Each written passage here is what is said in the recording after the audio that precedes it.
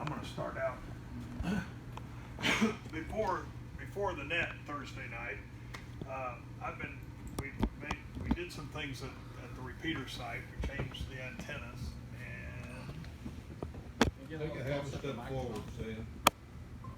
really I never thought I needed a microphone. Feel like Billy Graham or something here. Anyway, this was before the dismal Thursday night net. But people have been asking me about the antennas and what we did there. So,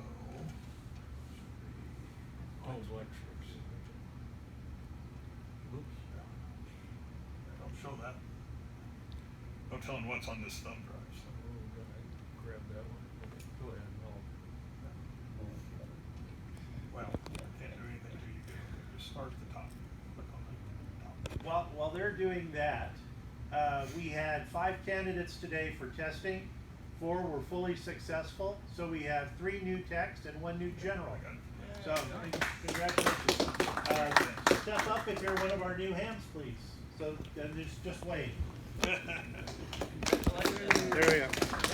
All of them joined the club. Yay! All right. Okay, so I'm going to be over here so I can point. I'll just talk really loud. So this is Black's tower. This is the cell phone array that's on it. And the antenna that we've been using is this one right here. I've talked to people. Thank you. Talked to people about how it's angled toward the antenna or toward the tower. I mean, so you can see that.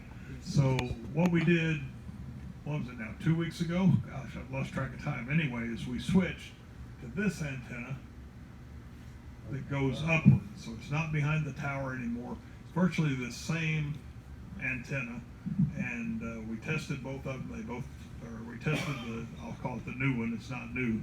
But anyway, so that's the antenna that we're on right now. It's this one right here.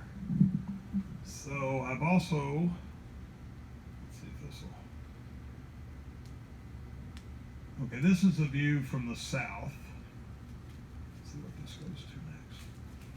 Okay, this is just a little video that I did because I've mentioned to people how it wiggles in the wind.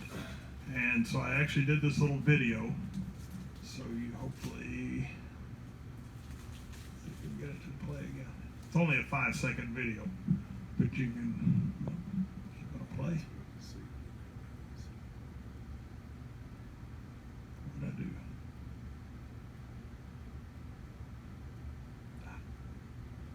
Not liking this. Anyway. Now this is the picture kind of from the north, and again you can see the 2 antennas. The one we were on is here, and the one we're on now is up there. Just a different angle. And a better picture from the north side, as far back as I could get, kind of looking straight up the tower. So I just wanted to give everybody a visual of what we're talking about. We were talking about the old antenna, the new antenna, and kind of the wiggle. Let's see if I can go back and do that one again. That was on a very windy day, and as you can see, both of the antennas are wiggling. I mean, they're together. So now I'm going to turn this over to Dave to talk about where we're at and what we're going to do now based on. You still want the video?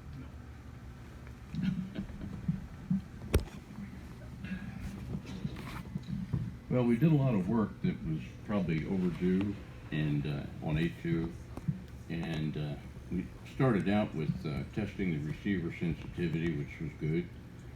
Checked the RF output, it was 22 watts, which is exactly where it should be on mid-range. And then Don had a service monitor, Don Clark that is, and we went through and aligned the cans, and what we did was actually achieved another about 10 dB of isolation between the transmit and receive signals, which is very helpful. And when we left, everything looking from the coax attachment to the hard line all the way back into the transceiver, the repeater, everything was perfect. So something went wrong, obviously, either external interface or something with the antennas or the connection. Could be that the ground connection has become broken or oxidized. In any case, that's a possible source. So we'll be going again when Don gets back, and I don't know, it should be one day next week. We plan to get down there again and go through the thing, but it appears that it's an external problem, something from that local area that's getting into the receiver, or it might be partially due to the repeater not processing the received squelch level, and we're going to revisit that. So in any case, we hope to have an answer on it. Any questions? So to summarize it, the operation was a success, but the patient died. You got a question back Yeah, here, Dave? while we're on the tech, can you talk about linking the two? Yes, linking it to will happen, but that has to come after we get everything fixed. So we get this fixed, and then I don't mean A2. I thought I left a meeting where you were gonna link in a month. You're right, absolutely. And what two But was. there's only one of me, and I can't be both places, or three places actually, at one time. Yeah, no kidding. I have some other things to do, believe it or not. So, in any case, we'll get fixed. Sam said this morning that it sounded perfect, like when you guys left it. And I noticed that the first time we went to 14682, it was horrible. I mean, I don't know how Jim was able to manage that, but later it seemed a little bit better. Like, could there have been like water in a connection, and as we used it, it warmed up and drove the water out and it got better? Probably not with 22 watts, Okay. but anything's possible, I guess. So, but anyway, we'll get it figured out now. What we may not like is the answer. You know, it may necessitate a $2,000 climbing trip and whatever other expenses there are. So that's going to be something we're going to have to maybe decide. Or it could be that repeater has reached its end of life, and there's something intermittent within the repeater that we didn't see while we were aligning it. So in any case, we'll figure it out. I have a comment. Yes, sir. I'm quite a ways from the repeater. It's good for me when the signal improves.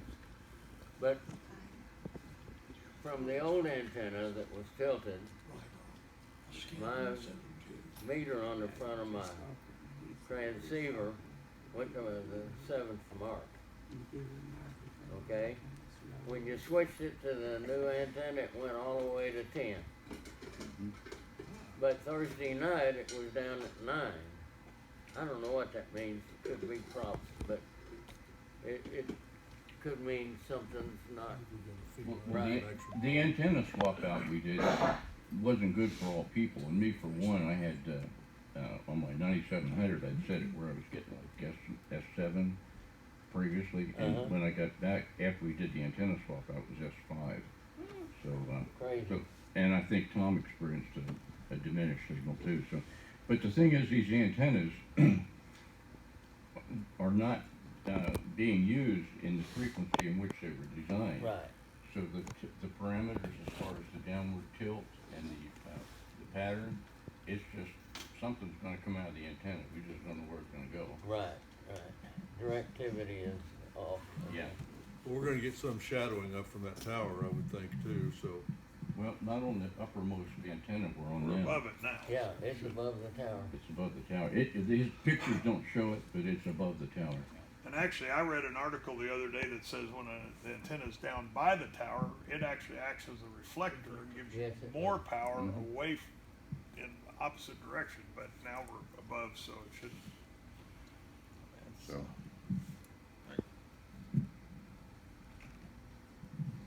We've already talked about VE testing. Online registration for Ham Holiday is open. Still, I presume. Texas what is it, Texoma Hamorama also? Excuse me, Mr. Yes. President, may I interrupt for just a second? On Ham Holiday, could you speak a few words for our new techie in general? On Is what the Ham Holiday is? Holiday is?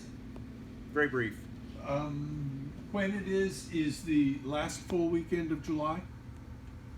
And it is a ham convention, a meeting of ham radio operators and others interested. There's a big flea market. No, flea markets don't sell fleas. There's a bunch of vendors there. There's a bunch of meetings there. If you go on site to, have they put up the this year's schedule for the talks yet? When I Okay, looked so the other day, it was still last year's as an example, so. yeah, well, last time I looked, it was last year's as an example, but there's a whole bunch of talks that teach about, talk about different things on radio. One of them is the, whatever it is, the all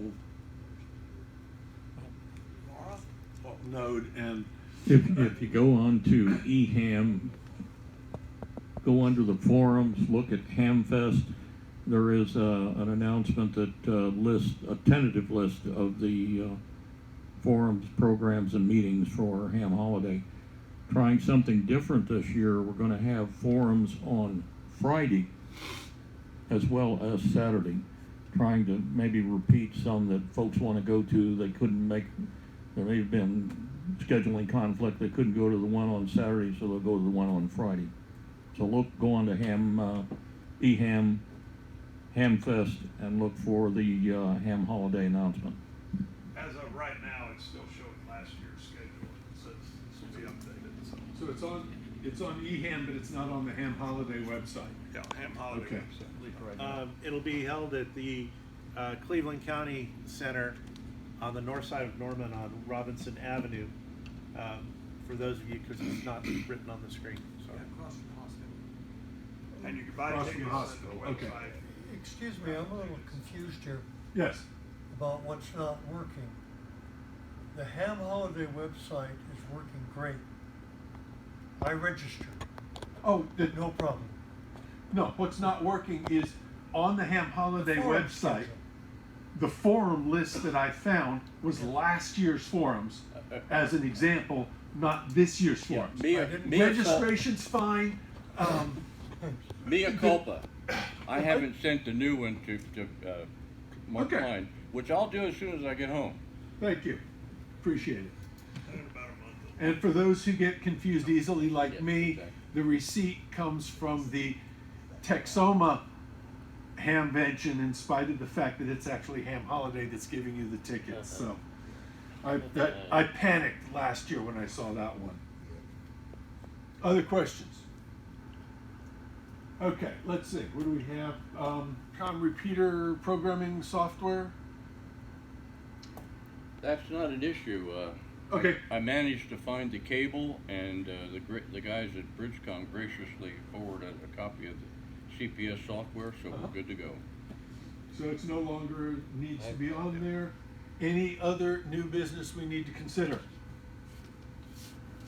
All right. Then we'll get to the old business of You might want to bring that up now before. drawings. We'll give stuff away. Yes.